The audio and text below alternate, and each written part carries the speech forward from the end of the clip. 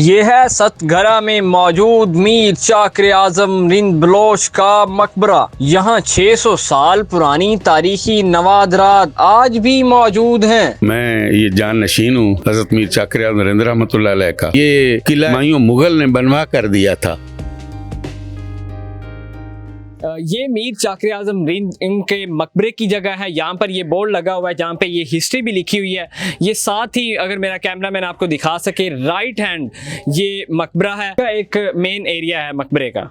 ये इनका दाखिली दरवाजा है इस गेट का। आइए मैं आपको अंदर लेके चलता हूँ, अंदर आपको दिखाता हूँ कि अंदर क्या सीन है। आप जो मुजस्मा देख रहे हैं ये मीर चाकर आजम रिंद का है, जो घोड़े के ऊपर सवार है, उनके हाथ में तलवार भी ली हुई है। उनकी वफात के बाद ये बनाया गया। जहाँ पे खड़ा हूँ ये इसका हाल है मकबरे के साथ, और ये दीवारें आप देख रहे होंगे कि कितनी कदीमी है। यहाँ के बारे में ये मशहूर है कि ये जो किला जो तैयार किया गया, इसकी दीवारें जो हैं 3 फुट चौड़ी हैं और तकरीबन 30 से 35 फुट ऊंचाई इनकी कही जाती है।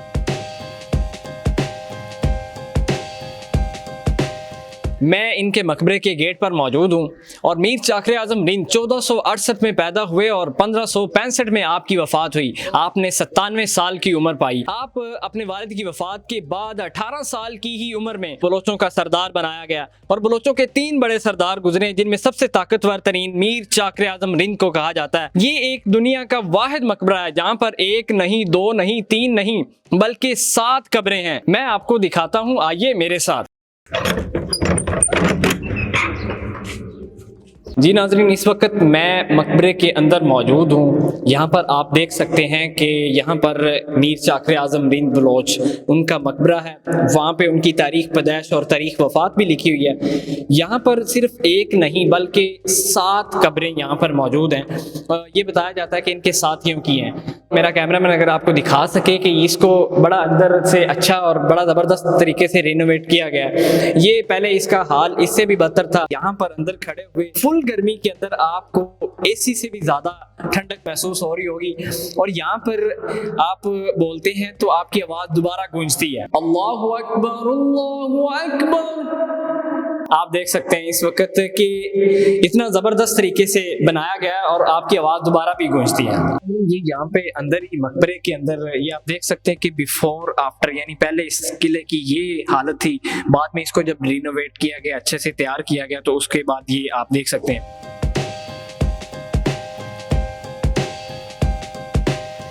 कहा जाता है कि सतगरा इस जगह को इसलिए कहा जाता है कि 7 खानदान आए थे जो कि आबाद हुए थे। रवायत में कहा जाता है कि 7 बार इस जगह की तामीर हुई है, यानी कि गर्क हो जाती थी। 8वीं बार मीर चाकर आजम रिंद बलोच ने इसको तामीर करवाया था। जी नाज़रीन, आप समझ रहे होंगे कि मैं इस वक्त अंदरूने लाहौर मौजूद हूँ, लेकिन ऐसा नहीं है। ये मीर चाकर आजम रिंद बलोच के मकबरे के साथ जो लोग आबाद हैं, जिनकी रिहाइश है यहाँ पर, इसके मेन 2 गेट हैं।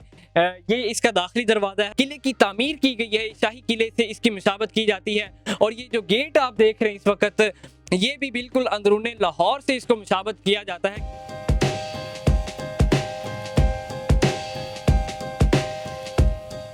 जी नाज़रीन, इस वक्त मेरे साथ जानशीने मीर चाकर आजम रिंद बलोच मीर अब्बास चाकरानी मौजूद हैं, जो कि मीर चाकर आजम रिंद बलोच की ही नस्ल से हैं। इनसे हम जानते हैं कि इसकी क्या तारीख है। मैं ये जान नशीन हूँ हजरत मीर चाकर आजम रिंद रहमतुल्लाह अलैह का। हमारा जो ताल्लुक है बलूचिस्तान से है। यहाँ पे नस्ल अभी चल रही है या मुख्तलिफ इलाकों में अभी भी चले गए थे बाद में? अभी मुख्तलिफ इलाकों में भी चले गए हैं। आज से तकरीबन 500 साल हो गए हमारे इधर आए हुए। हिंदुस्तान में शेरशाह सूरी ने हुकूमत संभाली थी। जी जी। तो हुमायूं मुगल हमारे पास चले गए थे सिब्बी सन्नी शोरान में। ठीक है। तो इन्होंने हमारी से मदद मांगी, हमारे दादाजी मीर चाकर आजम रिंद रहमतुल्लाह अलैह से। तो इन्होंने उनको जो है ना, उनके साथ बोला भी हम आपकी मदद करेंगे। उनकी मदद के लिए हम लोग ये हिंदुस्तान, ये भी कहा जाता है कि शेरशाह सूरी ने भी इनसे मदद मांगी थी कि आप मेरे साथ आ जाएं तो इनके खिलाफ हम हमला कर देते, तो इन्होंने इनकार कर दिया था। उन्होंने बोला था नहीं भी मैंने जबान कर ली है हुमायूं मुगल से,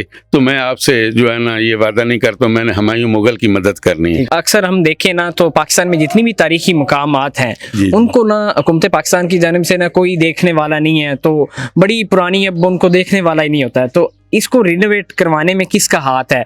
आपने कोई एप्लीकेशन दी हुई थी, बात की हुई थी, किस तरह ये दोबारा इसको तमीम? सब मेहरबानी है सरदार उस्मान अहमद खान बुजदार साहब की, उन्होंने ये सब काम करवाए हैं। पूरे सदघरे के कहाँ से लोग आते हैं आज भी? पूरी दुनिया से लोग आते हैं, ईरान से आते हैं, इराक से आते हैं, सब लोग आते हैं। अभी यहाँ पे इस सतघरे में जी। कितनी तादाद है, यानी कि मुसलमान कितने हैं, बाकी लोग कितने, कौन कौन सी नस्लें यहाँ पे? ये सब मुसलमान हैं यहाँ पे। आप मुझे ये बताएंगे कि इस इलाके का जो नाम रखा गया सतघरा, तो इसके पीछे क्या लॉजिक है? जो पहले 6 घर थे वो पहले गर्क हो चुके थे, ठीक है। तो ये 7वां घर ये आबाद हुआ था। ये हमें जो किला है ये हुमायूं मुगल ने बनवा कर दिया था। तो ये भी कहा था तोहफे में जगह दी थी, बाद में तामीर करवाया था। तामीर भी उसी ने करवा कर दिया था। तो ये जो मकबरा है जी मीर साहब का, इसके ऊपर ये सोने के घड़ियाँ थी, सोने के फनूस थे, सोने के चिराग थे, और ये बाहर से और अंदर से ये अपना हीरे से जड़त था। आजकल वो चीजें कहाँ पे गई? वो चीज़ें ऐसे हुआ भी जब हम लोग इधर से चले गए तो अंग्रेज आया, और अंग्रेज के साथ ये रंजीत सिंह या दूसरे जितने भी ये लोग थे हिंदू ईसाई, इन्होंने आकर मकबरे को शहीद किया और इन्होंने पूरी हर चीज उतार ली। ऊपर होती वो चीजें तो आज ये पाकिस्तान का जितना भी कर्जा था ये भी उतर जाता। इन्होंने ये शहीद कर दिया, इसमें गंद डाल दिया।